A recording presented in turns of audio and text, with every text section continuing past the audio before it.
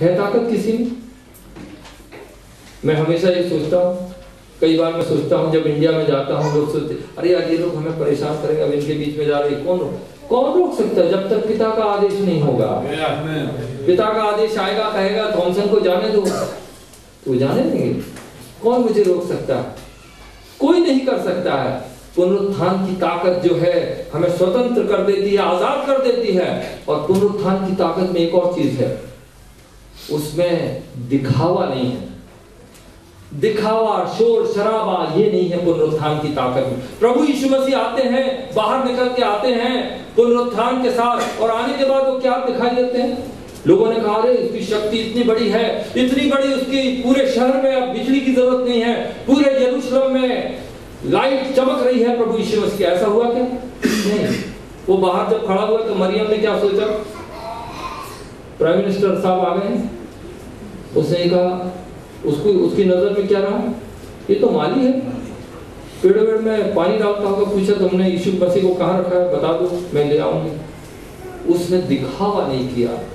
दिखावे के लिए वो सीधा जाके मंदिर में उसने अपने आप को नहीं दिखाया, तीर्थयात्रियों के सामने नहीं दिखाया, अपने आप को कैसर के सामने नहीं दिखाया, पिलातुस के सामने और मंदिर में जाकर और भीड़ में और यरूशलेम की गलियों में नारेबाजी नहीं करी कि मैं जीवित हूं।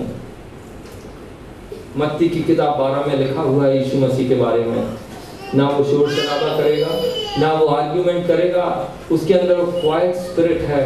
यदि हमारे पास रिजरेक्टेड जीवन है तो हमारा जीवन दिखावे का, शोर शराबे का, चमक दमक का नहीं होगा, लेकिन परमेश्वर के जीवन की शक्ति का होगा, परमेश्वर की सामर्थ्य का होगा। क्या ये जीवन हमारे पास है?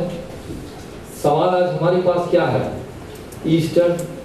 ईस्टर का कोई मतलब नहीं होता है हमारे लिए, तो हर वक्त हर सेकंड यीशु मसीह जीवित है। पुनरुत्थान से पहले सारी सृष्टि उन्होंने की थी। ब्रह्मांड की सृष्टि करने वाले हमारे प्रभु यीशु मसीह हैं। अपने वचन उन्होंने भेजे और शून्य में उसने रचना की। जब शून्य में उसने कहा कि सूर्य और चंद्रमा आ जाए, तो शून्य में से चंद्रमा तारे आ गए, सितारों को उसने क्रिएट कर दिया। उसने कहा लाइट से, शून्य में कहा लाइट हो जाए, लाइट हो गई, रोशनी हो गई। वो तो जीवित है, उसके वचन में था सब पर। वचन देहधारी हुआ, प्रभु यीशु का स्वरूप लिया उसने। वो तो हमेशा से जीवित हैं। आज का दिन और कल का दिन से क्या मतलब?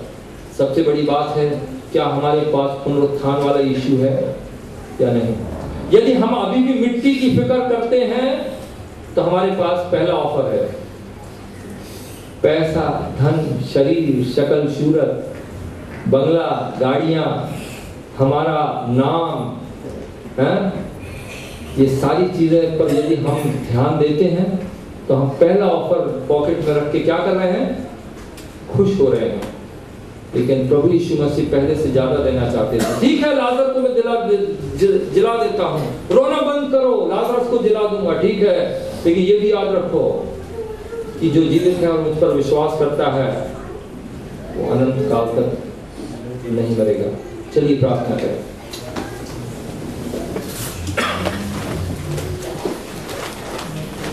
पिता परमेश्वर, आपका धन्यवाद करते हैं आज शाम के लिए, आपका नाम ऊंचा करते हैं क्योंकि आप जीवित हैं। आपने हमें बदल दिया, हमारी मिट्टी को मिट्टी करके दिखा दिया प्रभु।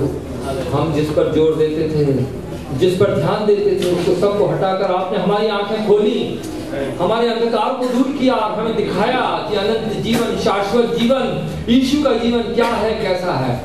प्रभु हमें शक्ति दो, हम भाई बहनों को शक्ति दो कि हम उस जीवन के पीछे पड़ जाएं, उस जीवन को, उस पवित्र आत्मा को, उस पुनरुत्थान की सामर्थ्य को, उस प्रभु यीशु मसीह की शक्ति को अपने शरीर में रखकर जीते रहें। धन्यवाद करते हैं आपके प्रेम के लिए। ये प्रार्थना प्रभु यीशु ख्रिस्त के नाम से।